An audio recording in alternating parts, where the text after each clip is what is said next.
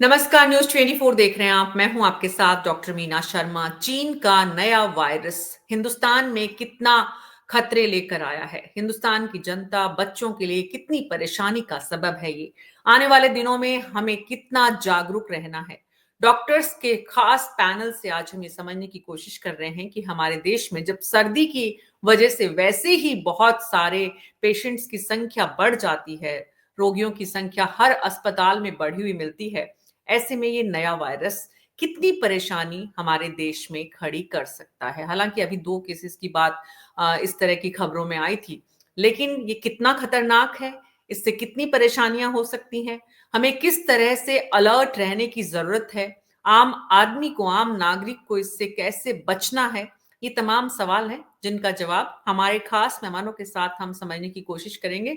हमारे साथ जो डॉक्टर्स का पैनल है उसमें डॉक्टर नीतू जैन हैं जो कि पल्मोनोलॉजिस्ट हैं पीएसआरआई अस्पताल में, doctor Dhiren Gupta paediatric and pulmonologist हैं, डॉक्टर निखिल व्यास क्रिटिकल केयर स्पेशलिस्ट हैं हमारे साथ, और डॉक्टर प्रभात रंजित जो कि वायरोलॉजिस्ट और पैथोलॉजिस्ट है, पटना में पैथोलॉजिस्ट हैं। ये आप सभी का बहुत बहुत स्वागत है।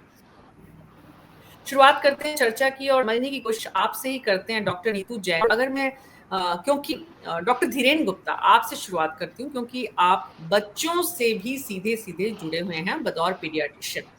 तो कितनी कितनी इस वक्त हमें हिंदुस्तान के पेरेंट्स को और लोगों को चिंतित होने की जरूरत है इस वक्त?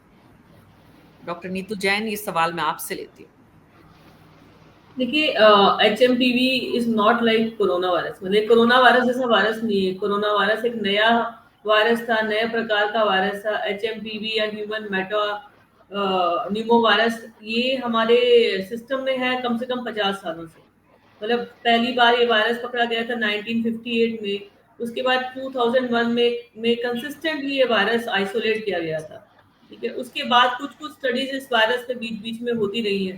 तो ये कोई नया वायरस नहीं है, और हर साल सर्दियों में इस वायरस के कारण हमें खांसी, जुकाम, बलगम, गला खराब होना, बुखार होना, ऐसे सिम्टम्स होते हैं। लेकिन हम इसको कॉमन कोल्ड या नॉर्मल खांसी जुकाम में क्लब कर देते हैं और इसको भूल जाते हैं वायरस को, क्योंकि नॉर्मली आप कोई वायरल स्टडीज नहीं कराते हैं पेशेंट्स की और इसको आइसोलेट नहीं करते हैं।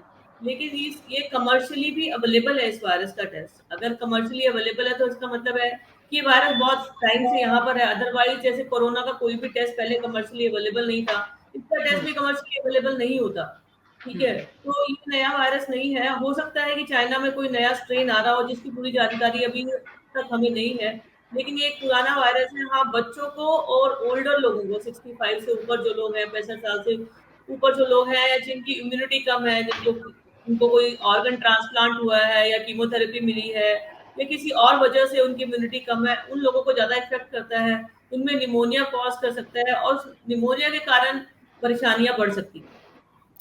जी, बहुत इंपॉर्टेंट बात आपने कही है डॉक्टर नीतू जैन कि जिनकी इम्यूनिटी कम है पहले उन पर हमला करेगा। ये वैसे भी जाहिर सी बात है कि जिसकी इम्यूनिटी कम है उसे बीमारियां ज्यादा जल्दी उस पर हावी होती हैं। हम वैसे भी इन जनरल भी बात करें, और डॉक्टर निखिल व्यास क्रिटिकल केयर से जुड़े हुए हैं, वो ऐसे लोगों को दिन रात देखते हैं जिनकी इम्यूनिटी कम होती है अलग अलग कारणों से, इसीलिए वो आईसीयू में पहुंचते हैं।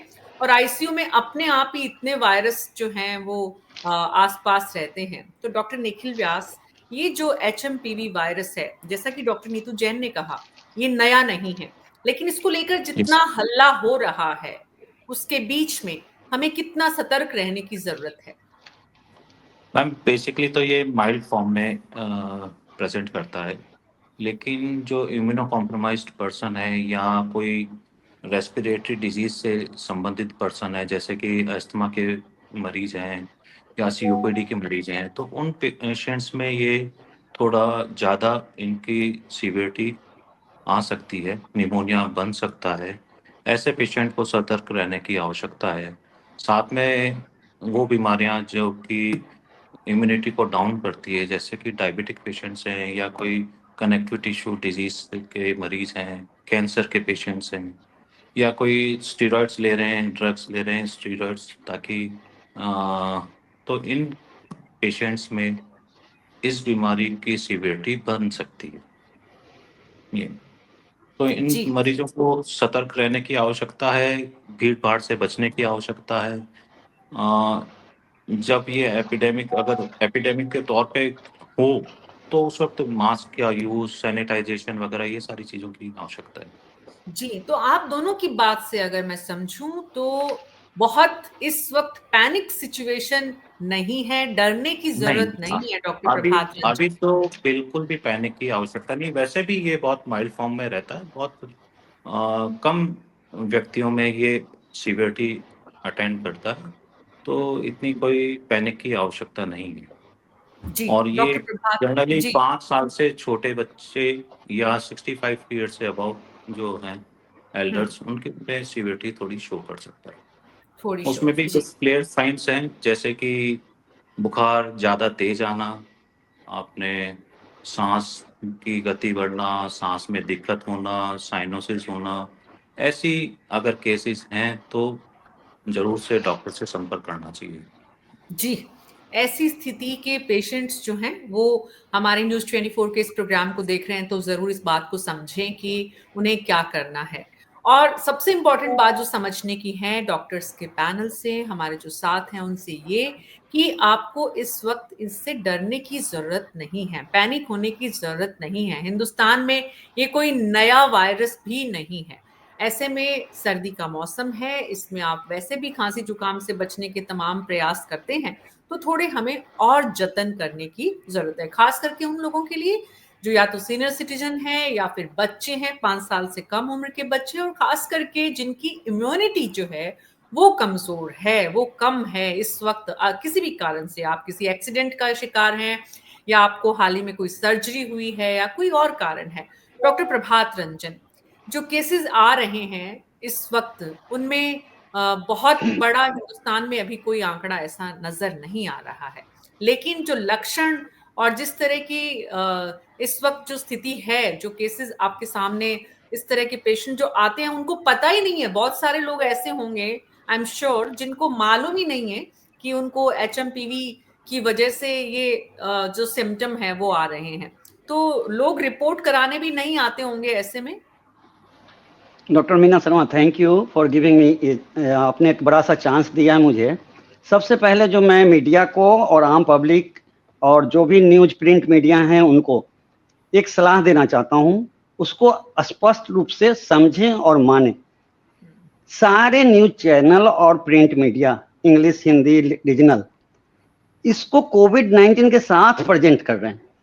दैट्स अ रॉन्ग एटीट्यूड, वो टोटली गलत है। आप कोविड-19 के साथ इसको प्रेजेंट करेंगे कि उसी तरह की चीजें हैं या नया है, लोगों में पैनिक फिर बढ़ जाएगी। ये कोविड-19 से इसका कोई लेना देना नहीं है। कोविड-19 का जो वायरस होता है वो पॉजिटिव सेंस स्ट्रेन है आरएनए का, ये नेगेटिव सेंस है। बेसिक जेनेटिक डिफरेंस है दोनों में, पहला बात तो। दूसरा, सिम्टम्स नेचुरली दोनों का प्राइमरी इन्फ्लुएंजा लाइक से स्टार्ट होता है, वो अलग चीज है, लेकिन इसकी प्रेजेंटेशन, इसका response to treatment, self recovery totally अलग है कोविड-19 से। सो इसको प्रेजेंट करना ऐसे कि कोविड-19 जैसी चीजें फिर से आ रही है इस रूप में, लोगों में अननेसेसरी का डर पैदा कर रहा है, पहली बात। दूसरा क्या है कि ये आरएनए वायरस है, तो आरएनए वायरस हर सीजन में जब उसका एपिडेमिक या एंडेमिक जिस भी एरिया में आते हैं, जाड़े में जैसे इन्फ्लुएंजा के वायरस आते हैं हमारे, तो उसमें माइनर म्यूटेशन होना ही होना है, क्योंकि आरएनए वायरस बहुत ही ज्यादा फ्रेजाइल होते हैं, तो वो अपने को सर्वाइव करने के लिए नेक्स्ट जनरेशन तैयार करते हैं। तो जब नया सीजन आता है इस तरह के इन्फ्लुएंजा वायरस का, इन्फ्लुएंजा लाइक सिम्टम्स जो आते हैं, तो उसमें जितने आरएनए वायरस हैं वो सब थोड़ा थोड़ा म्यूटेट हो जाते हैं। और ये जो है इसका फैमिली भी जो है आपको निमोनी वेरिडी फैमिली है, उसी के फैमिली के सारे इन्फ्लुएंजा वायरस और ये लोग हैं। तो ये बेसिकली इन्फ्लुएंजा वायरस के लाइक है, नॉट कोविड लाइक।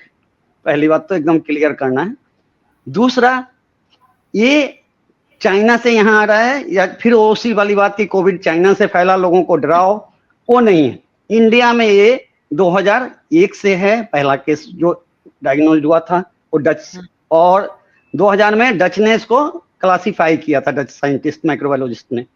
अब क्या है कि इसका अभी जो जी प्रोटीन है, जो जीनोम सिक्रीट करता है जी प्रोटीन, उसमें ज्यादा म्यूटेशंस होते हैं हर साल।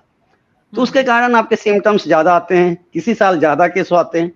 2001 से लेके 2018-19 तक लगातार इंडियन गवर्नमेंट की डिफरेंट एरिया में आईसीएमआर के थ्रू इसकी जेनेटिक एनालिसिस हुई है। उसमें आपका पुणे में भी हुआ है, पांडिचेरी में भी हुआ है, कर्नाटका में भी हुआ है, दिल्ली में भी हुआ है, और जो ओवरऑल इंसिडेंस निकल के आया है वो 7 से 9% हर इस तरह के इन्फ्लुएंजा लाइक सीजन्स में आए हैं। मतलब कि आपके सोसाइटी में अप्रोक्स मान लीजिए कि 10% जितने इन्फ्लुएंजा के पेशेंट हो रहे हैं उसमें से ये हो सकता है, और वो ठीक हो जा रहे हैं। सो अभी तक ऐसा कुछ नहीं हुआ है। दूसरा, ये बच्चे में भी होता है, बड़ों में भी होता है। बच्चों में इन्फ्लुएंजा भी ज्यादा होता है, इसलिए ये भी थोड़ा बच्चों में ज्यादा होता है, लेकिन उनके लाइफ के लिए कोई खतरे वाली बात नहीं है। नॉर्मल जो वायरल डिजीज की डॉक्टर साहब लोग बता रहे थे वही इलाज होता है। सो ये एकदम क्लियर लेके चलना है आम पब्लिक के लिए कि ये कोविड वाला वायरस या उससे लिंक्ड करके इसको न्यूज देने से हमारा और आपका नुकसान होना है। जी डॉक्टर साहब, इसीलिए हम चर्चा कर रहे हैं, इसीलिए हमने शुरुआत वहां से की कि ये कितना परेशानी का कारण हिंदुस्तान के लिए है। और पहले ही शुरू के ही 10 मिनट में आप तीनों पैनलिस्ट ने इस बात को हमारे दर्शकों को साफ कर दिया है कि इससे डरने की जरूरत नहीं है, भयभीत होने की जरूरत नहीं है, ये कोरोना जैसा नहीं है और इसे कोरोना से जोड़कर देखने की जरूरत भी नहीं है, और ये बहुत ही सहजता से लेने की जरूरत है। हमारे साथ डॉक्टर धीरेन गुप्ता भी जुड़ रहे हैं, और वो जब तक जुड़ते हैं, क्योंकि वो पीडियाट्रिशियन भी हैं, मैंने जैसा कि पहले भी कहा, और क्योंकि बच्चों को लेकर इस वायरस में चिंता की बात ज्यादा बार बार कही गई। हालांकि अभी तो मुझे आप तीनों की बात से ये समझ में आ चुका है, और हमारे दर्शकों को भी आई एम श्योर समझ में आ रहा है कि ये चिंतित होने की, ये पैनिक होने की स्थिति हिंदुस्तान में नहीं है। सर्दी का मौसम है, हम उससे बचते हैं, वैसे इससे बचना है। लेकिन डॉक्टर नीतू जैन, फर्क क्या है सर्दी से बचने वाले पेशेंट्स में और एचएमपीवी से बचने वाले लोगों में? उन्हें किस तरह की सतर्कता और ज्यादा रखने की जरूरत है जब इसकी इतनी चर्चाएं हो रही हैं? लोग वैसे भी हेल्थ को लेकर कोरोना के बाद तुलनात्मक रूप से काफी जो है सजग हुए हैं। देखिए, डॉक्टर धीरेन गुप्ता हमारे साथ जुड़ गए। नीतू जी, डॉक्टर साहब आपका स्वागत है, लेकिन आप शायद दिल्ली में हैं और दिल्ली का कोहरा जो है वो आपके चेहरे को पूरी तरह से ढका हुआ है, इसलिए आप ऐसी जगह। नहीं, मैं दिल्ली में नहीं हूँ, मैं वियतनाम में हूँ, तो मैं आपसे यहाँ से भी अपडेट दे सकता हूँ कि लोग कैसे पैनिक कर रहे हैं, नहीं कर रहे हैं, जी और डॉक्टर किस तरह का साहब, लेकिन बस मुझे थोड़ी सी आपका चेहरा हमारे दर्शकों को ठीक से दिखिए, बहुत अंधेरा है, आप तो हम आपको ठीक से देख नहीं पा रहे हैं। आपके फेस पर लाइट को। हाँ, अब आप ठीक है, कार के अंदर की लाइट ठीक है, अभी बहुत ठीक है डॉक्टर साहब। तो नीतू जी, मैं आपके पास बाद में आती हूँ। डॉक्टर धीरेन गुप्ता वियतनाम से हमारे साथ जुड़े हैं और वो भी ट्रैवल कर रहे हैं, तो हम पहले उनको सुन लेते हैं। जी डॉक्टर साहब, क्या स्थिति है, जरा बताइए। देखिए, सबसे मैंने इनिशियल पार्ट मिस किया, लेकिन लोगों को सबसे ज़्यादा ज्ञान है तो कोविड का है। हम लोग कोविड के साथ रहे हैं, कोविड के साथ जिए हैं, और कोविड हमने ध्यान से देखा है as a doctor, as a patient और एज ए जनरल पॉपुलेशन में। तो अगर हम कंपेयर करें, लोगों को कंपैरिजन बहुत इजीली समझ में आएगा। ये जो वायरस है, मेटानीमो वायरस, ये हम लोग सालों से देखते आए हैं।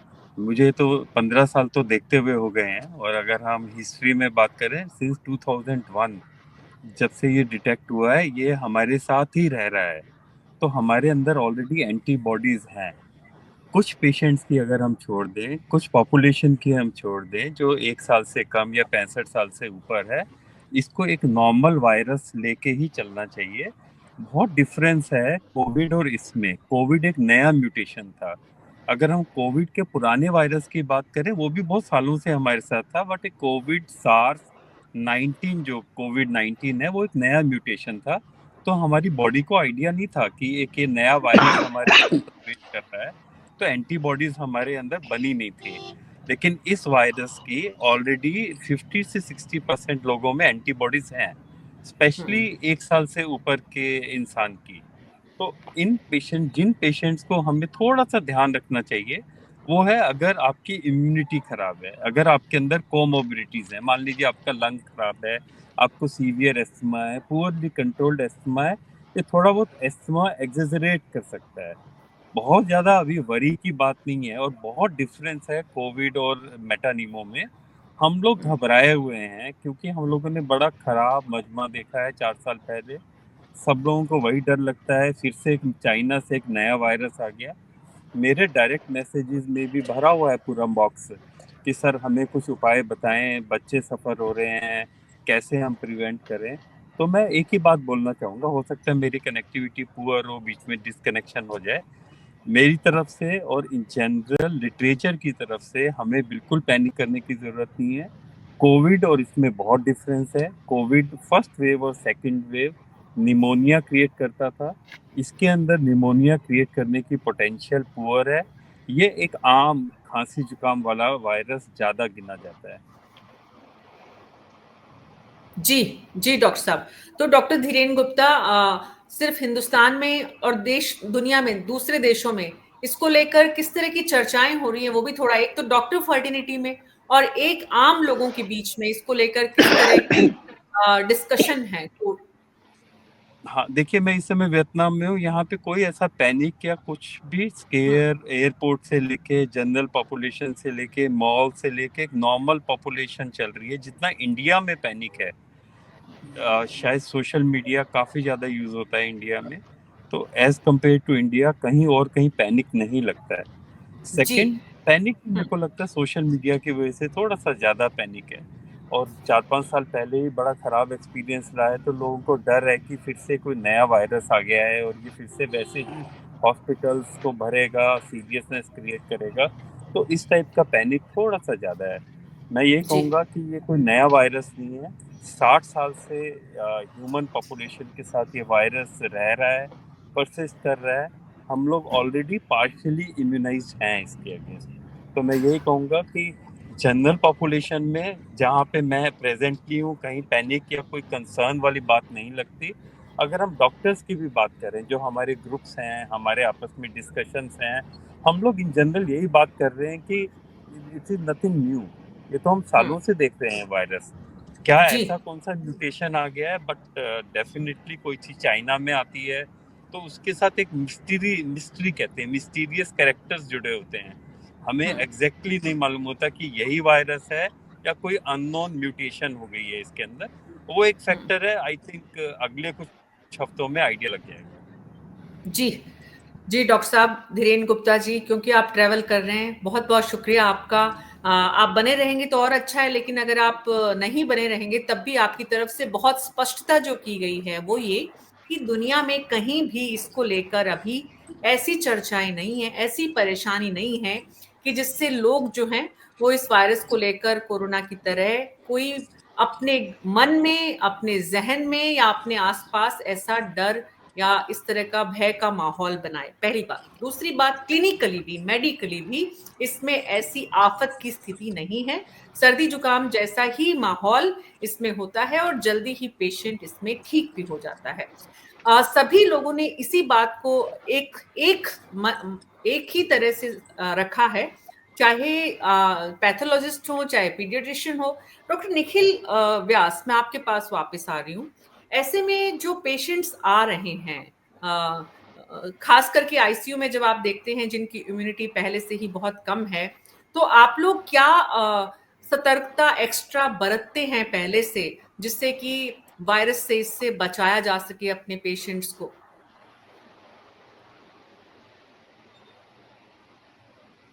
डॉक्टर साहब आपका audio please. Yes ma'am.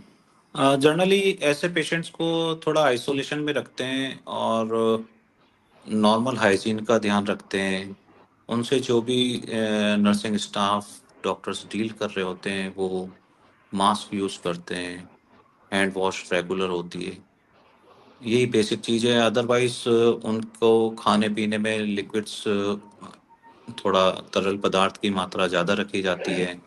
Energetic drinks लेते हैं और अपने प्रोटीनिशियस डाइट्स वगैरह लेते हैं। यही है बेसिक। तो ये तो I am sure doctor Nikhil Vyas, ये तो आप वैसे भी डिपेंड आईसीयू में करता है। अगर अगर है। सीवियर, जी। अगर पेशेंट की सीवियरिटी डेवलप होती है तो जैसे कि मान लो पेशेंट को ऑक्सीजन की नीड हुई, सेकेंडरी कोई लंग इन्फेक्शन हुआ, तो उसमें फिर एंटीबायोटिक्स ऐड करी जाती है। और मान लो ऑक्सीजन का लेवल डाउन हो रहा है तो बाईपैप वगैरह की आवश्यकता होती। लेकिन ये बहुत सीवियरिटी फॉर्म में आता है, ये जनरली बहुत रेयर केसेस होते हैं और फिलहाल अभी तक केसेस इंडिया में आए नहीं हैं, तो आए अपन ही को नहीं है, लेकिन लेकिन बिल्कुल ठीक है डॉक्टर नीतू जैन। एक और बात कि ऐसे केसेस जहां आते हैं वहां का एक एनवायरनमेंट भी होता है। अपने एनवायरनमेंट में कौन कौन सी बातों का अपने आसपास लोगों को ध्यान रखना चाहिए, वो थोड़ा दर्शकों की जानकारी को और दुरुस्त करिए ताकि लोग इससे बच भी सके। देखिए, ऐसा तो नहीं है कि इसके लिए स्पेसिफिक एनवायरनमेंट होता है। विंटर्स में मतलब सर्दियों में 5 से 10% जो भी खांसी जुकाम के केसेस होते हैं वो एचएमपीवी के कारण होते हैं। हम टेस्ट करें या ना करें, और जो सावधानियां आपको रखनी है वो वही सावधानी है जो किसी भी रेस्पिरेटरी इन्फेक्शन के लिए रखेगी। जैसे कि अपने हाथ धोना, मास्क पहनना, या फिर जो लोग जिनको भी संक्रमण है, जिनको कोई जुकाम खांसी ऐसे कोई सिम्टम्स आ रहे हैं, उनसे थोड़ी दूरी बना के रखना। अगर कोई आप सरफेस को टच करते हैं, क्योंकि ये सरफेस से भी फैलता है, सिर्फ सांस से नहीं फैलता है, तो आप हाथ धो लें, अपने नाक को और मुंह को ज्यादा हाथ ना लगाएं। अगर आपको तबीयत खराब हो रही है, खांसी जुकाम हो रहा है, तो आप घर पे रहे, दूसरे लोगों के संपर्क में ना आए और फ्लूइड्स वगैरह लेते रहे। अब बात ये आती है कि क्या नहीं करना चाहिए आपको। ये ज्यादा इंपॉर्टेंट है, मुझे लगता है क्या करना चाहिए। से आपको अपने आप एंटीबायोटिक्स नहीं लेनी चाहिए, क्योंकि जो वायरस है इसके ऊपर कोई भी एंटीबायोटिक्स इफेक्टिव नहीं होती। कोई स्पेसिफिक एंटीवायरल इस वायरस के लिए नहीं है। तो अगर आप एंटीबायोटिक्स लेंगे तो आपकी तबीयत वायरस के कारण खराब हो ना हो, एंटीबायोटिक के इफेक्ट के कारण कुछ ना कुछ आपको प्रॉब्लम आ सकती है। तो सेल्फ ओके। ट्रीटमेंट ना करें। और फिर ओके। आप वो सब दवाइयाँ, वो सब चीज़ें जो कि आदमी करने लग हम्म। जाता है कि इतना काढ़ा पी लिया, बहुत ज़्यादा गर्म पानी पी लिया, और हर हाँ। चीज़ की एक्सेस होने लगती है, जैसे कि कोविड में भी एक वक़्त पे हुआ था। हम्म। इसे ना हम्म। करें, ठीक है? इसको एक नॉर्मल रेस्पिरेटरी इलनेस की तरह, जैसे आप खाँसी-जुकाम की तरह ट्रीट करते हैं कि एक सूप पी लिया, थोड़ा गरम चीज़ें ले ली, थोड़ा अपनी हेल्थ का ख़्याल रख लिया, उसी तरीके से ट्रीट करें और ये टाइम बहुत ईज़िली निकल जाएगा। जी, बहुत अच्छी बात कही डॉक्टर नीतू जैन आपने। आम आदमी को ये बात भी समझने की है कि एक्सट्रीम मतलब या तो आप पिज़्ज़ा, बर्गर खा रहे हैं या फिर बच्चों को काढ़ा पिला रहे हैं। आप मध्यम मार्ग अपनाइए, और मध्यम मार्ग ये है। और सबसे इम्पोर्टेंट बात आपने जो कही कि एंटीबायोटिक्स अपने आप मत लीजिए, खुद ही डॉक्टर मत बनिए, डॉक्टर के पास जाइए, डॉक्टर से सलाह लीजिए और उसके बाद जो है वो आप मेडिसिन लीजिए। एंटीबायोटिक्स इस वायरस में काम ही नहीं करता है, डॉक्टर नीतू जैन की बात को हम समझे तो ऐसे में कोई भी एंटीबायोटिक जो है वो असर नहीं करेगी। तो इसका मतलब क्या हुआ डॉक्टर नीतू जैन कि ये इसकी एक समयावधि है और उस टाइम पीरियड में गर्म पानी, गर्म खाना, ये सब का ध्यान रखते हुए इम्यूनिटी डेवलप करके ही इसे ठीक किया जा सकता है। देखिए, सेल्फ लिमिटिंग इलनेस है। ऐसा नहीं ओके। है कि अगर हम कुछ नहीं करेंगे तो ठीक नहीं होगी। ऐसा नहीं हम्म। है कि हमें इसके लिए कोई स्पेसिफिक ट्रीटमेंट की ज़रूरत है। फॉर दैट मैटर कोई स्पेसिफिक ट्रीटमेंट है ही नहीं। आपको हम्म। सिर्फ सिम्प्टोमेटिक ट्रीटमेंट करनी है। मतलब ये है कि अपनी ज़िंदगी थोड़ी कंफर्टेबल बनाने की कोशिश करनी है। बुखार आया तो बुखार की दवाई ले ली, अगर नाक ज़्यादा बह रहा है या फिर खाँसी ज़्यादा हो रही है तो स्टीम ले लिया, एंटी एलर्जिक ले लिया, वो भी लिमिट में, अनलिमिटेड नहीं। मतलब ऐसा नहीं है कि आप 5 बार स्टीम ले रहे हैं, 6 बार स्टीम ले रहे हैं, दिन में 2 बार स्टीम ले रहे हैं। जस्ट अपने जो सिम्पटम्स हैं उनको रिलीव करने के लिए। वायरस अपने आप 3 से 6 दिन में अपने आप वो संक्रमण खत्म हो जाएगा। तो आपको सिर्फ वो टाइम शांति से निकालना है, बिना पैनिक किए निकालना है और अपने सिम्पटम्स को थोड़ा ठीक रखना है ताकि आपको खराब ना लगे ज़्यादा। जैसे कि आप जी। नॉर्मल के लिए करते हैं। जी, डॉक्टर प्रभात रंजन, उस बात की तरफ आते हैं जिसका इशारा आपने किया कि कुछ लोग और खास करके हमारे देश में सोशल मीडिया के प्रचार प्रसार में इतना भयंकर जिस चीज को बना दिया गया है, दरअसल तो उसकी कोई एंटीबायोटिक ही नहीं है। लोगों को ये समझने की जरूरत है कि ये समय के साथ 2 से 3 दिन, 5 दिन आप ठीक से निकालिए, अपने आप को थोड़ा ध्यान रखिए और जो सर्दी की बुनियादी जरूरतें हैं उनको ठीक से अगर आप पालन कर लेंगे तो भी आप इस मुश्किल से बच जाएंगे। तो कहाँ कोरोना का भयंकर एक और वायरस और इस तरह की जो बड़ी बड़ी हेडलाइंस है, आम आदमी को उनसे दूर रहने की जरूरत है। मैम, इंडिया में सबसे बड़ा माने कल्चर है कि किसी को भी कुछ होगा बीमारी, जैसे सर्दी खांसी या कुछ भी, तो डॉक्टर को छोड़ के सबका एडवाइस ले लेगा। और जी वो रिक्शा पुलर से लेके दवा की दुकान तक का सबका एडवाइस मानने के बाद डॉक्टर के पास पहुंचता है जी और बोलता है हम ये सब करके आए हैं। ठीक है, तो कभी कभी डॉक्टर साहब मजाक में बोलते भी हैं कि 5 दिन के लिए मैं छुट्टी पे जा रहा हूँ, तू बैठ जाए इस कुर्सी पे।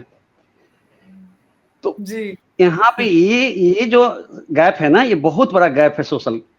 आपको यदि कुछ भी हो रहा है तो सरकारी से लेके प्राइवेट सारे डॉक्टर सिस्टम अवेलेबल है। और फॉर्चुनेटली लास्ट 10 सालों में हमारा मेडिकल सिस्टम जितना अपग्रेड हुआ है, प्राइवेट सेक्टर में भी और गवर्नमेंट सेक्टर में भी, वो किसी भी कंट्री से बेटर स्टेज में अपग्रेड हुआ है। सो डॉक्टर्स पहले अवेलेबल नहीं होते थे, इवन गांव के लेवल पे, अब आज के तारीख में अवेलेबल्स हैं, नर्सिंग सिस्टम अवेलेबल है। तो आप उनसे पूछिए ना, जो एक मेडिकल पर्सन है, नॉन मेडिकल पर्सन से पूछ रहे हैं, ये वैसा ही है कि जैसे आप फ्लाइट में जा रहे हैं और बोल रहे हैं कि मैं खुद फ्लाइट चला लूंगा, उड़ा लूंगा, तो आप अपने हेल्थ को ऐसे ले रहे हैं। दूसरी क्या है कि कोविड में मैं पेशेंट ट्रीट भी कर रहा था, ऑल्दो आई एम पैथोलॉजिस्ट, और मैंने ही बोला था सबसे पहले कि ये एमबीबीएस लेवल का डिजीज है जिसको कि कोई भी डॉक्टर ट्रीट कर सकता है। तो ये सामान्य जुकाम है, आप किसी भी डॉक्टर से बात करेंगे वो आपको एडवाइस कर सकते हैं। तो मेरे लोगों से यही अपील है कि आप किसी भी सिंपल डॉक्टर से बात करें, जो भी आपके आसपास में अवेलेबल है, वो आपको सही सलाह देंगे। और जैसे डॉक्टर नीतू जैन मैडम बता रही थी, उससे ज्यादा कुछ करने की जरूरत नहीं है जी। और काढ़ा पीने से, मैंने कोविड में लोगों ने इतना काढ़ा पिया है कि कईयों को गैस्ट्राइटिस हो गई है, पेप्टिक अल्सर हो गई है, ड्यूडिनल अल्सर हो गई है, उनका हीमोग्लोबिन गिर गया है। वो काढ़ा किसी भी चीज की अति जो है सो बहुत खतरनाक होती है। बिल्कुल बिल्कुल बिल्कुल। आखिरी सवाल डॉक्टर निखिल व्यास आपसे ले रही हूँ मैं, क्योंकि आज हम ऑनलाइन मेडिकल के दौर में भी पहुंच रहे हैं, जा रहे हैं, कोशिश कर रहे हैं। तो इसका मतलब अगर ऑनलाइन डॉक्टर से सलाह सुझाव ली जाती है तो क्या वो कारगर है, या फिर डॉक्टर के पास पर्सनली जाएं, दिखाएं, तब ही ट्रीटमेंट या मेडिसिन लेना चाहिए, खास करके इस एचएमपीवी को लेकर? ऑडियो ऑन करिए डॉक्टर साहब। अगर पेशेंट माइल्ड फॉर्म में है तो वो घर पे साधारण सामान्य प्रक्रिया से भी ठीक हो सकता है। उसको डिकंजेसेंट लेने होते हैं, उसको कफ सिरप अगर है तो कफ सिरप ले सकता है, फीवर आ रहा है तो क्रोसिन या पैरासीटामोल की टैबलेट ले सकता है। लेकिन अगर सीवियरिटी बढ़ती है या 2 या 3 से दिन से ज़्यादा फीवर रह रहा है, इसके साथ में सांस में तकलीफ हो रही है, तो उसको डॉक्टर को पर्सनली दिखा के ही ट्रीटमेंट लेना चाहिए। ठीक है, क्योंकि मैंने ऑनलाइन ऑनलाइन का डॉक्टर साहब आपसे स्पेसिफिक पूछा कि हाँ आपसे ऑनलाइन व्हाट्सएप का पे डिस्कस किया, फोटो भेजा, हाँ वीडियो कॉल किया, उससे, बिकॉज ये बहुत उससे इम्पोर्टेंट उससे एस्पेक्ट है आज के मेडिकल के दौर में, कि बहुत सारे लोग अपने फ्रेंड सर्कल के डॉक्टर से, फ्रेंड से भी फोन पर डिस्कशन करते हैं, फोन पर प्रिस्क्रिप्शन लेते हैं, वो कितना सही है? मैडम सीवियरिटी, अगर सीवियर इलनेस के साथ में तब पेशेंट तो है जाना ही पड़ेगा, तब तब तो तो आपको पेशेंट जाना ही को पड़ेगा। दिखाना ही पड़ेगा। अगर ऑक्सीजन का लेवल कम है, हम्म सांस में दिक्कत हो रही है, साइनोसिस हो रहा है, अगर ऐसे सिम्टम्स हैं जब तो आपको डॉक्टर जाना को ही पड़ेगा। दिखाना ही होगा। जी जी डॉक्टर ऑनलाइन पे प्रभु। मैं जस्ट ऐड करूंगा कि जी डॉक्टर। कोविड-19 ने हमारे लाइफ में बहुत बड़ा कई चीजें दिया है जो कि वरदान भी साबित हो रही है। जी कोविड जी के मैंने पहले हाँ, कोविड के जी पहले ऑनलाइन टीचिंग स्कूलेज नहीं होते थे। अभी जैसे मौसम काफी ठंडा हो गया तो यहाँ पटना में स्कूल बंद हो गए 8th तक के लिए, लेकिन उनके ऑनलाइन क्लास शुरू हो गई। जी so in medical field online treatment आज के तारीख में वैलिड चीज है, we have to accept it, and काफी लोग इससे लाभ उठा रहे हैं। जैसे ग्रामीण इलाके के लोग हैं, वो बॉम्बे के डॉक्टर से कोविड किसी भी चीज की इलाज करा रहे हैं। छोटे छोटे शहरों के लोग बड़े शहरों के डॉक्टर से, बड़े नामी डॉक्टरों से ऑनलाइन डिफरेंट फॉर्म के थ्रू फीस देके इलाज करा दें। तो ये हमारे लिए एक नया वरदान साबित हुआ है। कोविड में भी मैं व्हाट्सएप के थ्रू बहुत लोगों की वीडियो कॉल के थ्रू इलाज कर रहा था, जैसे सीवियरिटी दिखती थी। सो ये कोविड का एक वरदान समझे। सो जी इसमें भी आप किसी भी डिजीज में जो कि इस तरह के वायरल इलनेस हो रहे हैं, आप पूछ सकते हैं डॉक्टर, वीडियो कॉल पे आपको समझेंगे। यदि उनको लगेगा कि नहीं आपकी सांस तेज चल रही है, आप ज्यादा सीरियस हैं, तो खुद आपको बताएंगे कि आपको हॉस्पिटलाइज होना है। जी सो जी ये डॉक्टर बेटर चीज है। जी जी डॉक्टर साहब, डॉक्टर नीतू जैन। इसमें कुछ सच है कि आप ऑनलाइन कंसल्टेशन कर सकते हैं माइल्ड डिसीज के लिए, कंसिडरिंग ये सिर्फ एक कोल्ड जैसा सिम्टम्स होंगे तो आपको कोई ना कोई दवाई बता दी जाएगी। लेकिन हमेशा बाकी चीज़ों के लिए ऑनलाइन कंसल्टेशन करना, मतलब अगर आपको एस्थमा है, सीओपीडी है, वायरल इन्फेक्शन हो गई है, तो डॉक्टर ऑनलाइन देख के नहीं बता सकता कि आपके चेस्ट पे कितना इफेक्ट है। तो आपको अपने अपने हिसाब से सोचना है कि आपकी पहले की परेशानियां क्या हैं, आपकी पहले की स्थिति क्या है। अगर आपकी पहले की स्थिति अच्छी नहीं है, पहले की परेशानियाँ बहुत सारी है, कोमॉर्बिडिटीज़ हैं, आप कोई दवाइयाँ ऑलरेडी पहले से खाते हैं, तो ऑनलाइन बहुत अच्छा एक प्लेटफ़ॉर्म होता है, बहुत अच्छा तरीका होता है ट्रीटमेंट करने का, लेकिन सारी बातें ना उसमें स्पष्ट हो पाती हैं, सारे डायग्नोसिस ना उसमें बन पाते हैं। फ़ॉलो-अप के लिए बहुत अच्छा है, लेकिन फर्स्ट डायग्नोसिस के लिए बहुत अच्छा नहीं है। तो माइल्ड डिज़ीज़ के लिए ठीक है उन लोगों के लिए जो कि स्टेबल हेल्थ वाले लोग हैं, लेकिन जो अनस्टेबल हेल्थ वाले लोग हैं, उनके लिए शायद ये अच्छा प्लेटफ़ॉर्म नहीं है, एटलीस्ट स्टार्ट करने के लिए। बहुत बहुत शुक्रिया आप सबका इस चर्चा में शामिल होने के लिए। तो कुल मिलाकर जो बात समझ में आ रही है, आप सबसे सुनने के बाद हमारे दर्शकों को बिल्कुल चिंतित होने की, डरने की, भयभीत होने की जरूरत नहीं है। सोशल मीडिया पर जो वीडियोस आपके सामने आते हैं कि कोरोना से भी बड़ी महामारी या उसके बराबर या पता नहीं क्या कुछ होगा, उन वीडियोस पर आप ध्यान ना दें। ये साधारण खांसी जुकाम का मामला है, वैसा सा ही मामला है। लेकिन अगर बुखार ज्यादा होता है और 2 से 3 दिन से ज्यादा रहता है और 102, 3, 4 की तरफ जाता है, तब आप डॉक्टर को दिखाइए और उसके बाद ट्रीटमेंट लीजिए। लेकिन ये बहुत पुराना है, कोई नया वायरस भी नहीं है। हिंदुस्तान में इसके पेशेंट्स आते रहे हैं, इसलिए हिंदुस्तान के लोग सभ्य सुरक्षित हैं। उसमें डॉक्टर्स के साथ आप चर्चा के साथ आगे बढ़िए और बिल्कुल निडर होकर इस वायरस का सामना करिए। चाइना से कोई तूफान आने वाला नहीं है। बहुत बहुत शुक्रिया आप सबका इस चर्चा में शामिल होने के लिए। हमारे दर्शकों का भी। न्यूज़ 24 पर आज मेरे साथ इतना ही। नमस्कार।